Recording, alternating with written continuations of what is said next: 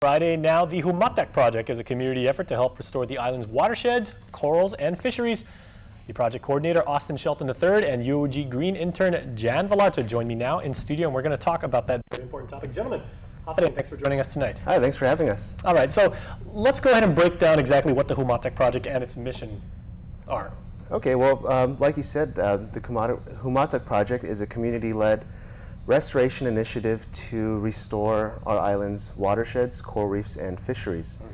And we basically look at the different environmental concerns on our island that have to do with, that basically affect the coral reefs in the long run. And I'm talking about actions that we all might participate in around our villages, such as putting pesticides on our lawns or fertilizers.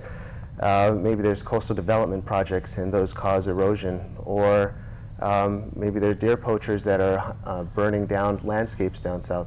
All of these things have an impact on our coral reefs because somehow the fertilizers, the pesticides, or the sediments, they get into the discharge in our rivers and they go out on top of the coral reefs and either smother them or affect their biological processes in some way.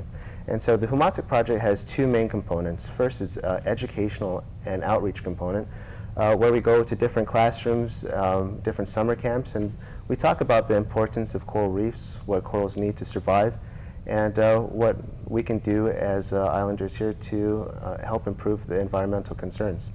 And then we actually, the second component is that we actually go out and treat those concerns by planting trees, putting filters into the landscape to filter out the sediment, and we're just hoping to see our ecosystems become healthy again. And of course the key word you said was survive, because of course a lot of people forget that coral actually is a living organism. That's right, it's a living animal, and they're made up of little tiny units called polyps. And something really interesting about our coral reefs here on Guam is that we have close to 375 species. In the entire Caribbean, there are less than 60 species of corals. Wow. Where I'm going to school, doing my PhD right now in Hawaii, there's only about 150 species. So 375 species, that's something we can be proud of on our island. Okay, so Jan, tell us who all is involved in this effort, because, you know, as Austin said, you know, you guys are going out and you're dealing with kids, and so of course, you know, you're teaching people at a very young age that, you know, if you want your coral to be around when you guys are a little bit older and everything like that, you know, be responsible. So who's getting involved? Well, the UOG Green interns is involved, as well as the AmeriCorps and other organizations are taking part in this project. Also, the environmental biology class at UOG is involved. And so you have a lot of collaborative organizations that are aiding in this endeavor. All right, now I understand you guys have some events coming up. Yes, tomorrow from 8 to 12 at Kato Farm in Jigo, we are putting our sediment filter socks together. These are devices that are going to decrease erosion. It's going to be from 8 to 12 off of Woostic Road, and we're going to take those socks down later in the next week, and we're actually going to install them in the watershed to decrease that erosion.